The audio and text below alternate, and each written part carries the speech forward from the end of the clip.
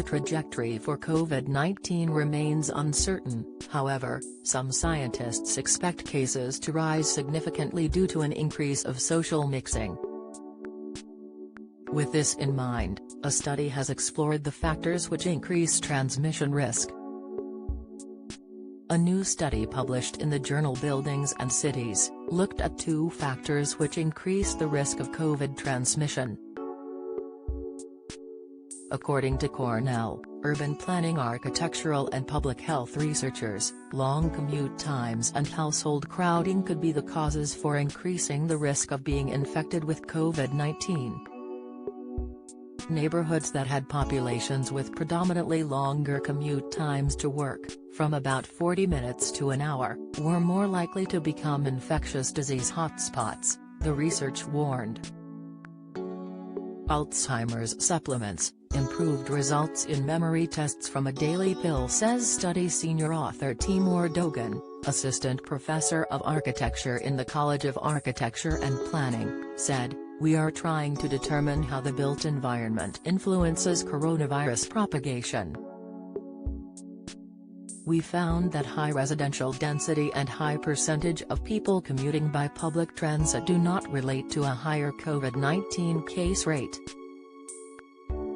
Household overcrowding and longer commute times appears to impair the pandemic resilience of individual families, medically vulnerable communities and cities, as a whole."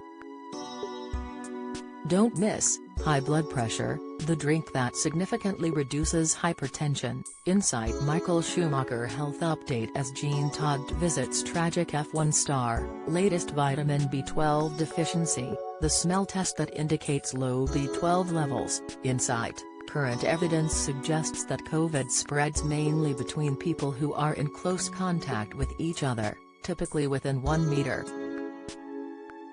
A person can be infected when aerosols or droplets containing the virus are inhaled or come directly into contact with the eyes, nose, or mouth.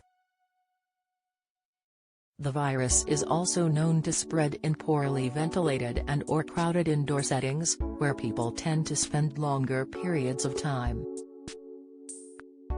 This is due to aerosols remaining suspended in the air or traveling farther than 1 meter. The study was published to offer guidance for short-term responses in the safe recovery from the COVID-19 crisis. Crowding indicators, which include the number of units per building and the number of occupants per room, correlate with coronavirus transmission, according to the paper. Neighborhood residential density, on the other hand, was not related to the daily COVID-19 case rate, as high density often entails other beneficial urban features that are advantageous for pandemic resilience. Any situation in which people are in close proximity to one another for long periods of time increases the risk of transmission, said the World Health Organization, WHO. It added, indoor locations, especially settings where there is poor ventilation, are riskier than outdoor locations. The 3 C's are a useful way to think about this. They describe settings where transmission of the COVID-19 virus spreads more easily and include crowded places, close contact settings, or confined and enclosed spaces with poor ventilation.